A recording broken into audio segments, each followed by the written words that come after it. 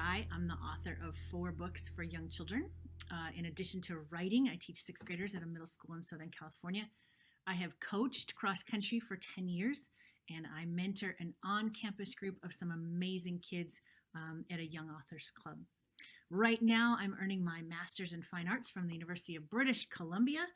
And when I have some time, I'm also a freelance curriculum writer and developer. One of my favorite jobs is writing literature guides for books, including my own. I'm a mom to 3 kids. My oldest son is graduating from UC Berkeley this May. My middle son, Jake, is currently studying to become a chef at Cal Poly Pomona. And my daughter, Molly, is a freshman in high school and a basketball player as well. My husband and I like to hike in our local mountains, and together with our kids, one of our favorite things to do is hang out in the backyard, build a fire, and sing to whatever music my kids put on. My most recent book is called Undercover Chefs. It was published by 50/50 Press. It is the story of 3 6th-grade kids who come together for a cupcake contest. Isaac is a top-ranked cross-country runner, but what he really wants to be doing is baking, but his mom's not happy about that. Jane is a really shy artist, and she uses baking as a way to stay connected to her mom, who passed away several years ago. And then there's JC, who's a scooter rider, and his dream is to get a sponsor, but his mom works, and so he's forced to take care of his little brothers all the time. Together, these 3 kids are lured by a cupcake contest flyer, to this kind of weird classroom on the outskirts of campus, where they find Dr. Gus, who is a rock teacher, a lapidary teacher. So hesitantly, they kind of start sharing their love of cooking with each other, and then eventually kind of create this unlikely friendship. Then Dr. Gus turns up missing. Their assistant principal kind of inexplicably starts getting on their case and threatens to shut down their contest altogether, and everything kind of starts to boil over. So I guess the question at the end is, can these 3 young chefs find out a way to salvage their cupcakes and save this culinary classroom and find their advisor, all before the contest and the judges cast their final votes? I think one of the things is that I teach the same age group that I write for. And I also write the curriculum for all of my books. So I'm always kind of looking at story ideas in the context of kind of how they fit into the classroom. When I write, I think of my students. I think of how they act in situations. I think about how they talk, what they like, what they don't like. And I'm kind of always asking, is this book classroom appropriate? Would my students like this story? Would they approve of it? And would they make fun of me for anything that's in it?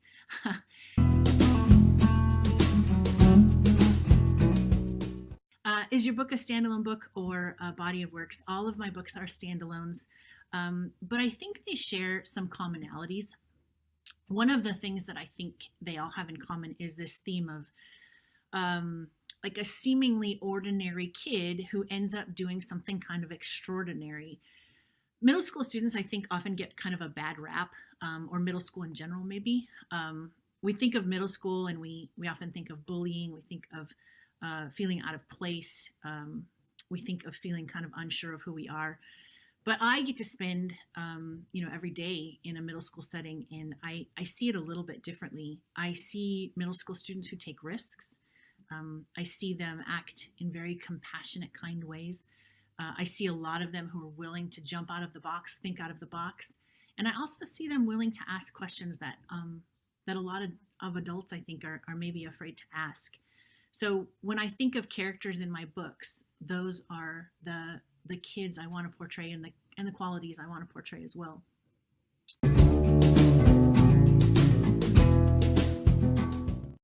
Have I ever written myself into one of my characters? I have. In my first book, Losing It, there was an evilish kind of Aunt Laura, who was one of the antagonists. She was bossy. She was overbearing. She was a control freak. She was list-driven. And so I kind of took all of the qualities that I don't like in myself, and that probably my own kids would say they weren't really fond of either. And I just kind of loaded them onto this character. But the funny thing is that by the end of the book, I actually kind of liked Aunt Laura, and I think a lot of readers do too. She ends up being this kind of flawed character, and in many ways is unlikable, but there's also something endearing about her too, and definitely relatable. If I could go back to my college years, I think I would tell myself to just to stop with the doubts. I talked myself out of writing for so many years. I had grown up reading Judy Blume and Beverly Cleary, and to me, they were rock stars. They were brilliant and they were talented, and there was no way that I could be anything like them. It wasn't until I was in my late 30s and I was working for an educational publisher, writing some stories for them, and I had an amazing editor. And she said to me one day, she said, you're a really great storyteller. You should write a book. And that was just kind of the push that I needed, I think, to jump out of my comfort zone and write my first book.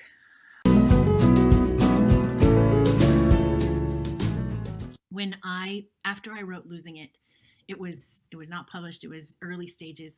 I went to a writers conference and I had the opportunity to kind of do a meet and greet with a really well-respected New York Times bestselling author, and she was going to critique my first 3 chapters. And I sat down across from her, and she was very kind. She wasn't mean. She was very matter of fact. But she looked at me and she said, you're a good writer, but nobody is ever going to want to read this story. It's not sellable. And again, she wasn't mean when she said it, but it just really stung. It was a hurdle for me to get over for a little while. So that was hard.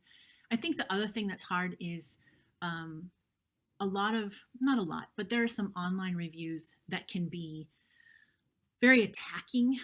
And I understand that there are going to be people out there who don't like my books, but there's sometimes that the reviewers go and they start to kind of attack you personally, and that always stings. I actually don't read a lot of online reviews anymore because of that.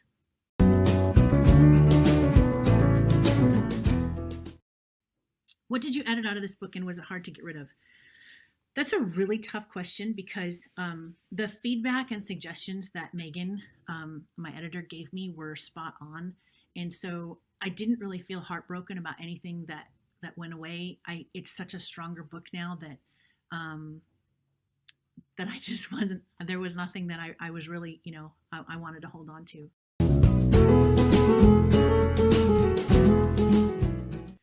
If you could live in a fictional world, where would you live?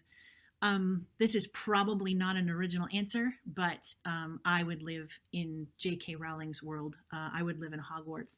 If you've read those books, you know that she transports you to that world anyway. So if I could spend, a day with those characters at Hogwarts, I think it would be, pun intended, magical.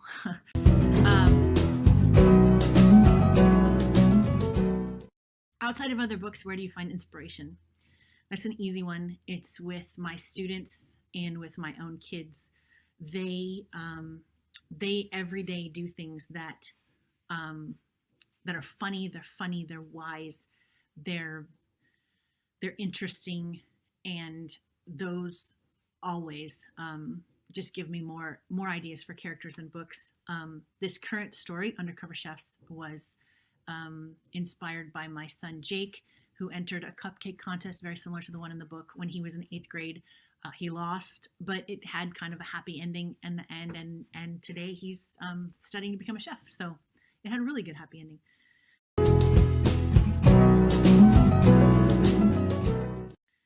Did having your book published change your writing process?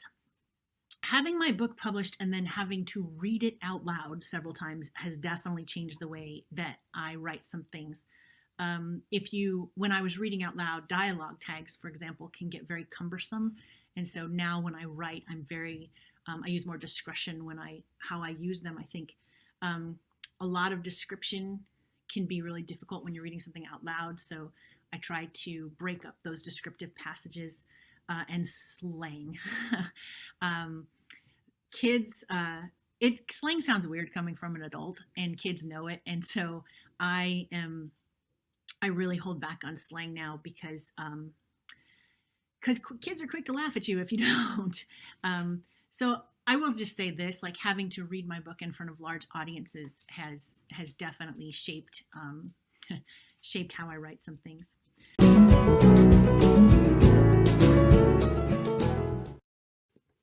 This is the book that I just finished. It's called Wish Tree by Catherine Applegate.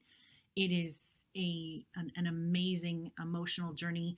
I highly recommend it. The main character, the narrator in this book, is a tree. And the tree offers this kind of wise, optimistic look as she watches the life that's happening around her. And in this particular story, the house that she kind of shelters has some new people that have just moved in, and one of those characters is named Samar. And so I'm on chapter 8, which is page 27, and I will just read a tiny little bit of it here. I have one more community member, although visitor is probably a better way to describe Samar. In January, she moved with her parents into one of the houses I shade, a tiny blue house with a sagging porch and a tiny garden.